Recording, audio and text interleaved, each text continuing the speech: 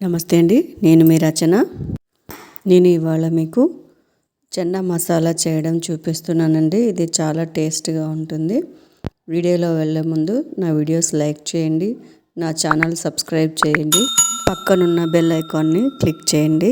ఇలా చేయడం ద్వారా నేను వీడియోస్ పెట్టినప్పుడు మీకు నోటిఫికేషన్ వస్తుంది. నా వీడియోస్ మిస్ అవ్వకుండా చూడవచ్చు.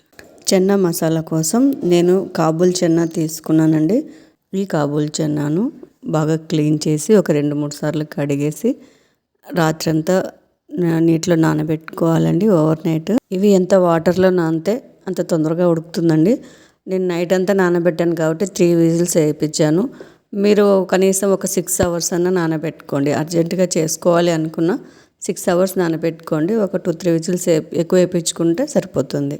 నేను మార్నింగ్ అంతా మళ్ళీ ఒకసారి 2-3 సార్లు క్లీన్ చేసి దానికి సరిపడా వాటర్ వేసి ఇక్కడ 3 విజిల్ వేపిస్తున్నానండి. నేను 1/2 కిలో చెన్నా కోసం నేను ఇక్కడ 3 టమాటాలు 2 ఆనియన్స్ తీసుకొని చిన్నగా కట్ చేసి మిక్సీకి వేసి పెట్టుకున్నానండి. ఒక బాండీలో 3 టేబుల్ స్పూన్ల ఆయిల్ వేసుకున్నానండి. ఆయిల్ కాస్త వేడయ్యాక ఇందాక మనం పేస్ట్ చేసి పెట్టుకున్నది వేసుకొని ఫ్రై చేసుకోవాలండి. ఇది కాసేపు ఫ్రై చేసుకున్న తర్వాత ఇందులో ఒక 5-6 పచ్చిమిర్చిలు చీలికలు వేసుకోవాలండి. 2 కరివేపాకు రెమ్మలు వేసుకోవాలండి. ఇవన్నీ కాస్త ఫ్రై అయ్యాక 2.5 టేబుల్ స్పూన్ల అల్లం వెల్లుల్లి పేస్ట్ వేసి మనం ఇక్కడ ఫ్రై చేసుకోవాలండి. ఈ అల్లం అంతా బాగా ఫ్రై అవ్వాలి, ఆయిల్ తేలేంత వరకు ఫ్రై చేసుకోవాలి. అప్పుడే ఇది టేస్ట్గా బాగా వస్తుంది. 1/2 టీ స్పూన్ పసుపు వేసుకొని ఫ్రై చేసుకోవాలండి. అది కాస్త ఫ్రై అయ్యాక 2 టేబుల్ స్పూన్ల ధనియా పౌడర్ వేసుకోవాలి. ఇది కూడా బాగా ఫ్రై అవ్వాలి. 1/2 టీ స్పూన్ మిరియాల పొడి. ఇలా ఒకటి తర్వాత ఒకటి వేసుకుంటూ, ఒకటి ఫ్రై అయిన తర్వాత ఇంకొకటి వేసుకుంటూ ఫ్రై చేసుకోవాలండి. రుచికి సరిపడా సాల్ట్. 2.5 టేబుల్ స్పూన్ల కారం వేసుకుంటున్నామండి. ఇవి కూడా బాగా మిక్స్ చేసుకొని ఫ్రై చేసుకోవాలి.